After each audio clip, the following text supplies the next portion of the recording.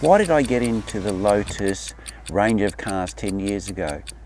And why have I been daily driving such an impractical car for that time? Well, this is my experience.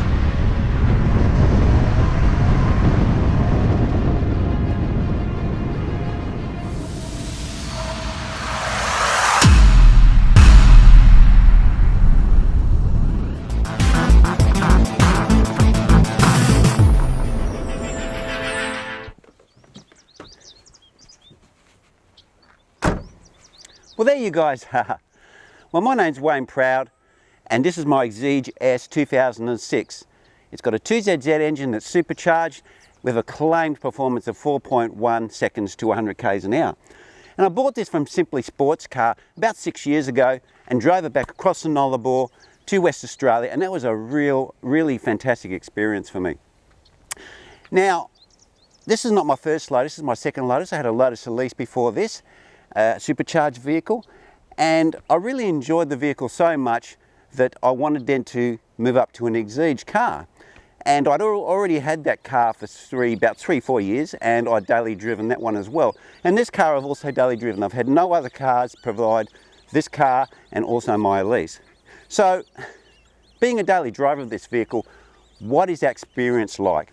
Well, one of the limitations with this car is actually the boot space, or not so much the boot space, but the entry to the boot.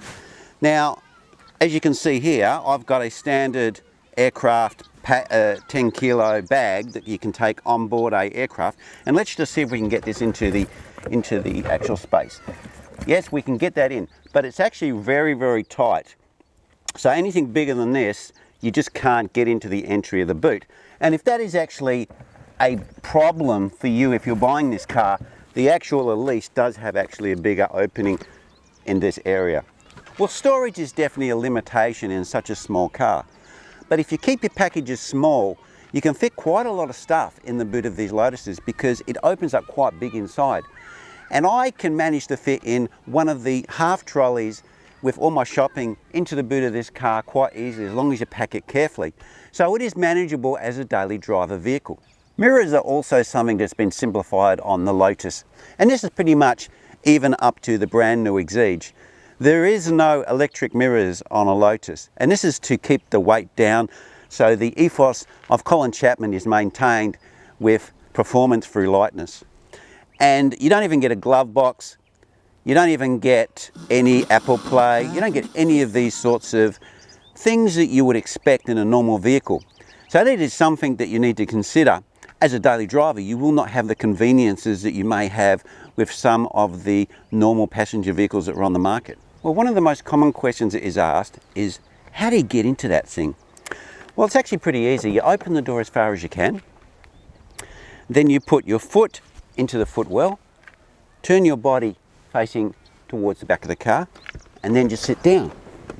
And then you lift your second foot into the footwell. And getting out is pretty much the same, but in reverse. You rock yourself over the sill, put your foot as far back as you can, then you basically just stand up.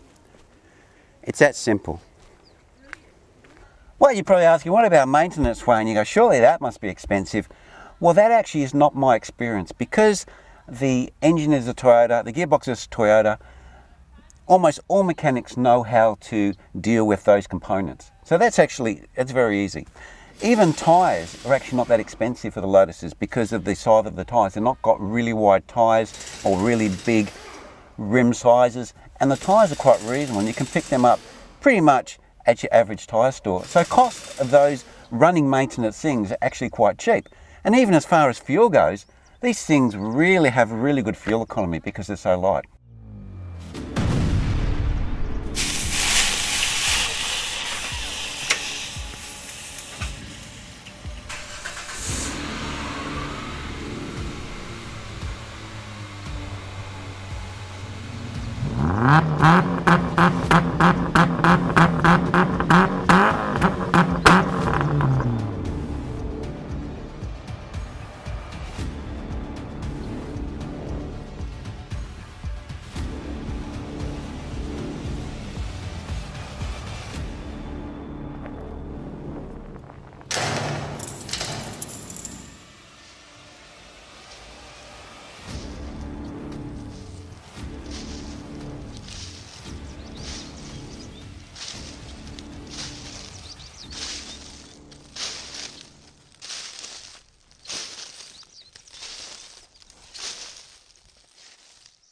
Well, Lotus cars, of course, do have drawbacks.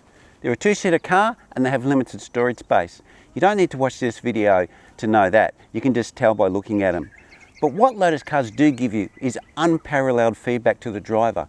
I've had other performance passenger cars and there's just something about them that just hasn't been 100%, which is what Lotus deliver. Well, anyway, that's my experience with Lotus. That's why I daily drive a car, and that's why I've had 2 of these cars. And that's my Lotus experience.